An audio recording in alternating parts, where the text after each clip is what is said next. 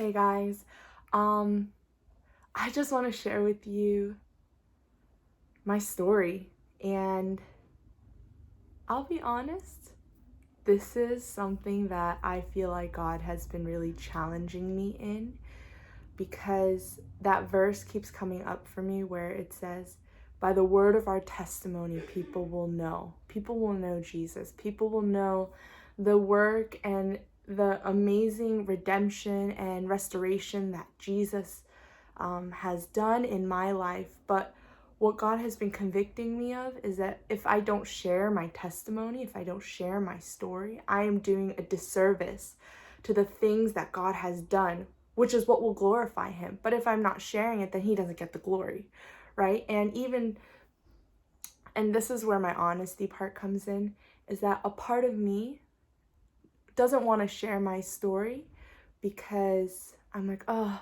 what will people think? Or,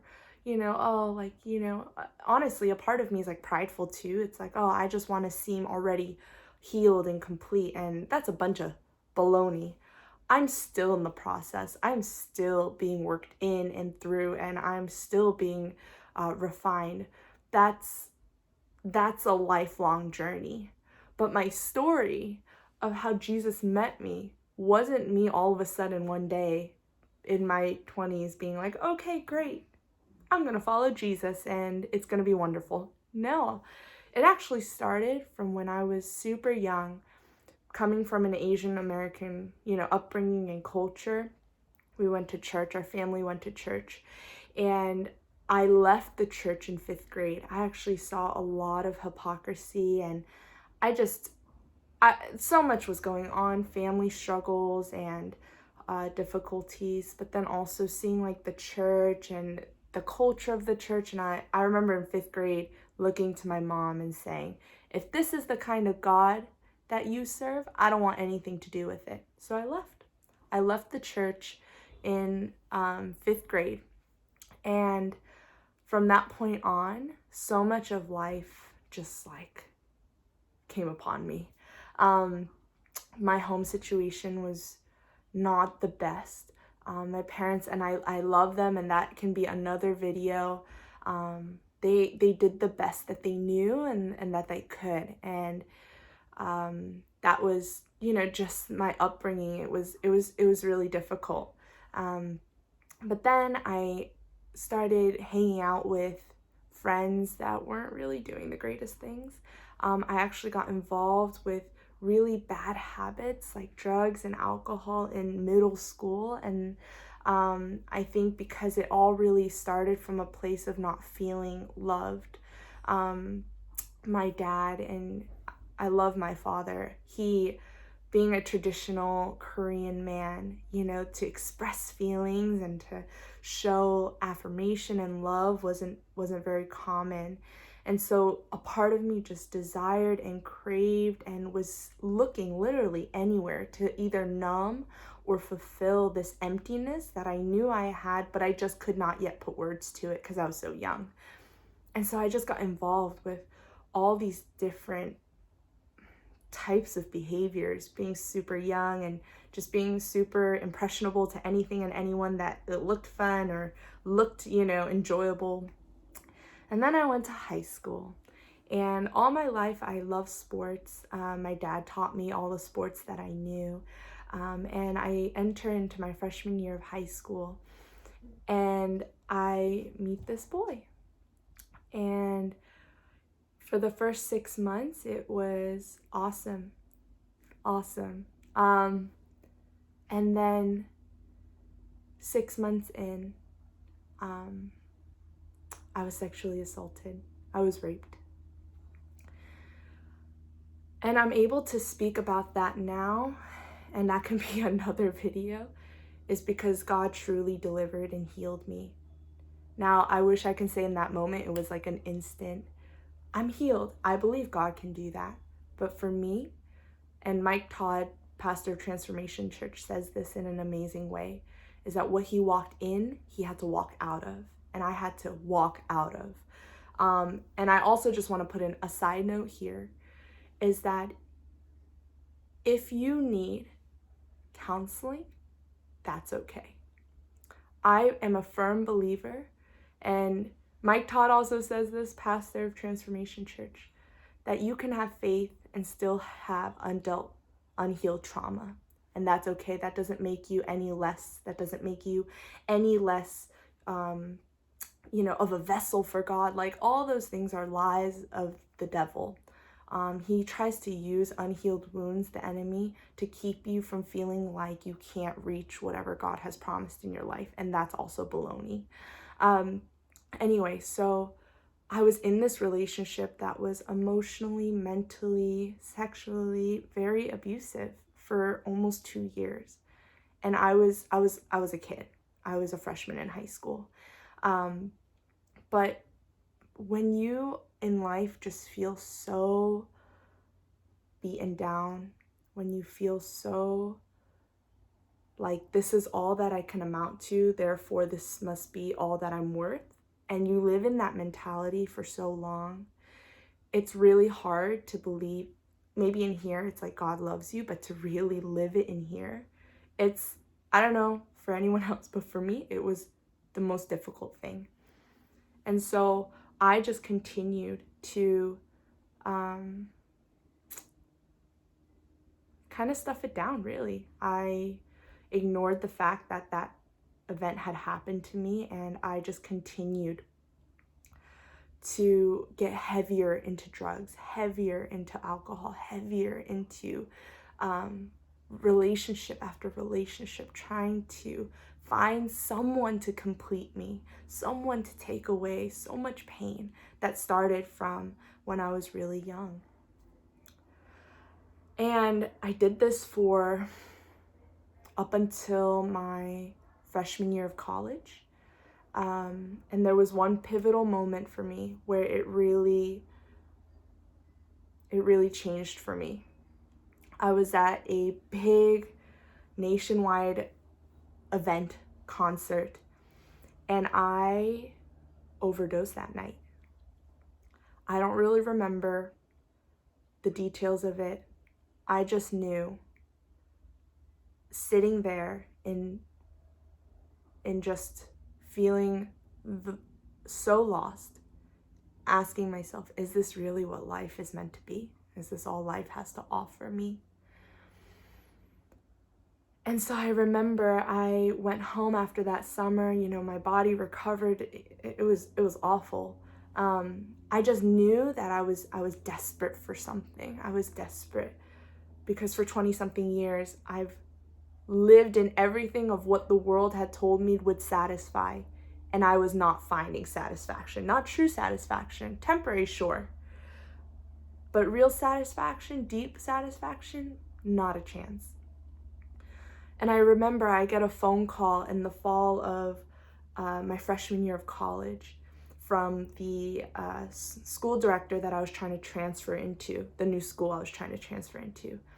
And he called me and he goes, I'll be honest with you, your grades from last semester were so bad, I don't think you'll get in. But we just have to wait till the committee reviews your file, and then, we'll see where we go from there.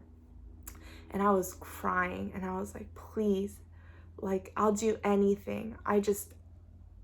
Please, like, help me, And that was the first time since I left church in 5th grade where I prayed genuinely. And I'll be honest, I didn't even pray directly to God. I said, God's, anything up there, whoever's listening, if I get into this school, I will stop with the drinking. I'll stop with, I was smoking cigarettes at the time. Like, I'll stop all of that and I'll go back to church.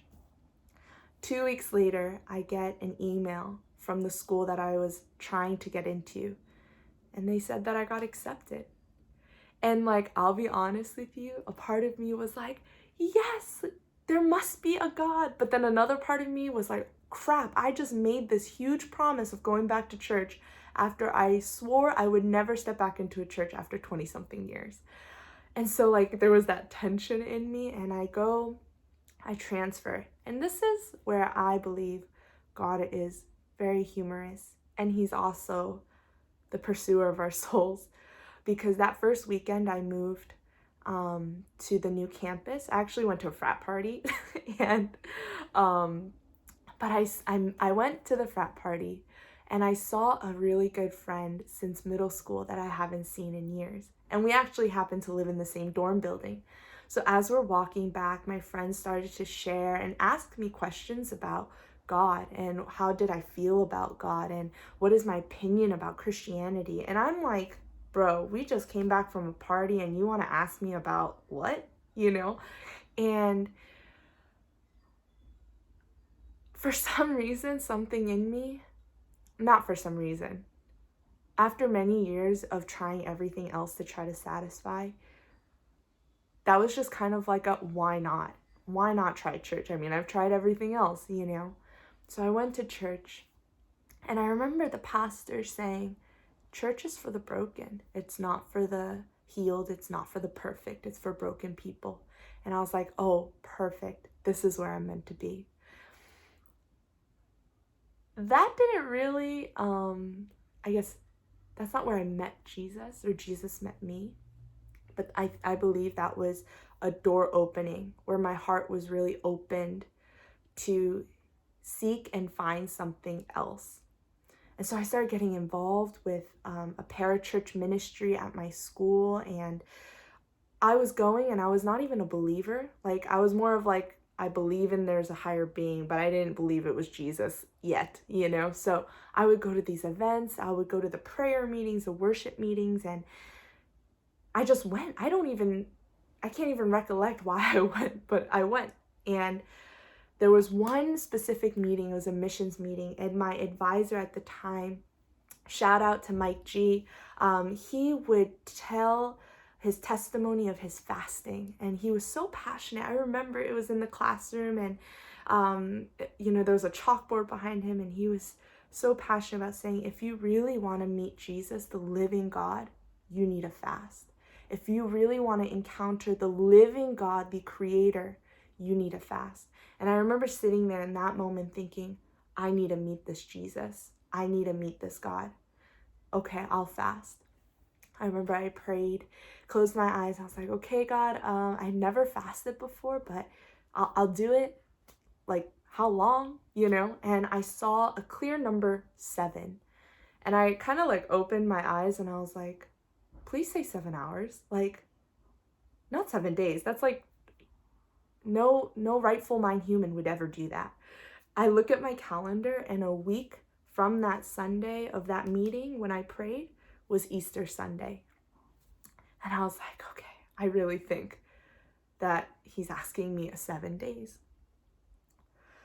So I was like, okay, like I was researching, I asked people, I got a bunch of water because I've never like done this before. All I knew was I needed to meet this God. And so my first 3 days were really hard because something that God revealed to me was that I may have stopped an addiction of smoking cigarettes, but I replaced it with a new addiction of working out. Now, working out inherently is not a bad thing, but when it had become my all-time resource to release stress or that was my hope, that's when it becomes an idol. And so I was like, oh my gosh, I can't even work out. I'm not eating. Like, what am I going to do? Who's going to help me release this tension and stress? And it's like, duh, Jesus. But, I didn't know that yet. And so the third day, I'm like hungry and I get hangry. I get crabby. I get very sassy. And I was like, I need food. I don't want to do this anymore. I can't do this anymore. I have a prayer meeting tomorrow early in the morning.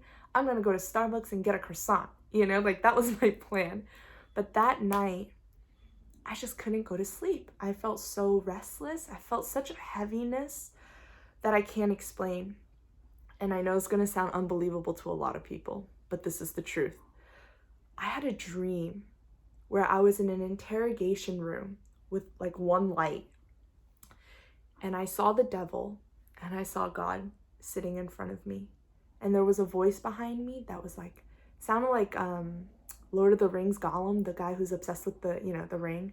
And it was like, pick one. And I was like, I'm freaking out. I'm like, what? Like, what is happening?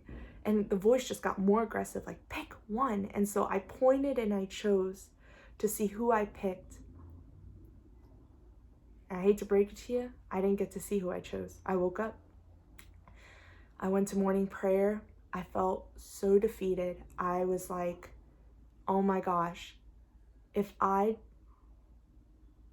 don't even know who I would choose, like, what side am I on? You know, like, where do I even fit in all this? And Mike G was there, and he knew I was, fasting. And I remember he like saw me because I look like a zombie, and he just rests his hand on my shoulder and he asks me, "Are you okay?" And that felt like 20 years of suppressed emotions. Floodgates just opened like crazy. I wept in the middle of Starbucks for like 3 hours. And I just remember Mike G sharing the gospel with me. And I felt the Lord speak this over me. The Lord said, I don't care what you've done. I don't care where you've been. I don't care who you've been with. I don't care where you will go. I don't care about any of that. Just come back home. And my first reaction was, God, I can't come back. I've done so much. How can I come back when I've done A to Z? How can I come back and go to step my face into the church and all this stuff if I did all this? I know what I did. You definitely know what I did. How can I? And the Lord just said, just come home. I love you. Just come home. And that was the first time where I was like, okay, I'll come back home. I'll come back home. And Mike G shared a Bible verse with me, Hosea 6:1. He said, come, let us return to the Lord. And that verse just really impacted me because it's not about my achievements or even me getting all my rights wrong or like my wrong rights before I come back. It's just come back and trust that Jesus will take care of it and trust that he loves you and his grace will cover over all the things where you feel like there's no way I can come back from this. And that began my journey, and that was 5 years ago. And let me tell you, I thought doing all those activities and behaviors was living. Sorry, I almost said honey. That ain't living. This has been living. The amount of healing, the amount of just joys that I was able to really experience with my family members, with friends, were things that cannot just be mustered up because of my own will. It's because of Jesus, the redemptive restorer and savior of my life. And so I have not told my truth though. And that's where in the beginning of the video, I had to be honest. People will not know Jesus if you are not willing to tell your testimony. And I struggled a lot with that truth because I wanted to still kind of hide away. But listen, if you are experiencing where you are trying to find love and like it's just like so many things in your life happen where you're like, no one loves me. If God loved me, why would this happen? I get you. I've been there. And I understand. Maybe not your situation, but I understand that like struggle and tension. And I just want to say that it is possible to experience life because Jesus offers it every moment to us, every moment. Even when it's like you're in the lowest of the low, every moment he is offering it. And my life is not because I did anything, literally anything in myself. Even forgiving the ex-boyfriend who did that to me, that forgiveness process was all the Lord. And I'd love to share that with you one day because that was truly God, truly God. Everything in my life, everything that I share is nothing of myself. It's nothing that I could have done, nothing I could have said, nothing I could have been connected with certain people to get. Like, this is all by the grace of God. And I believe your story may not look like mine. Your story may be like, I just grew up in the church. But let me tell you, someone who did not grow up in the church, that is also the grace of God, the grace of God. And so I just want to encourage you, whatever your testimony is, share your truth of how Jesus met you in your life. Share it because the world needs it. And I'm being challenged that there's no longer a time or a place for me to hide anymore. The world needs Jesus. Jesus is the one who can save, the only one who can save. And so I just want to share that story with you. Jesus loves you. His hand's upon you, even when we can't see it, even when it doesn't look like it, even when our situation that we're in doesn't promise that. He's there and he loves us and he will get us through. So thank you guys. See you next video, I guess.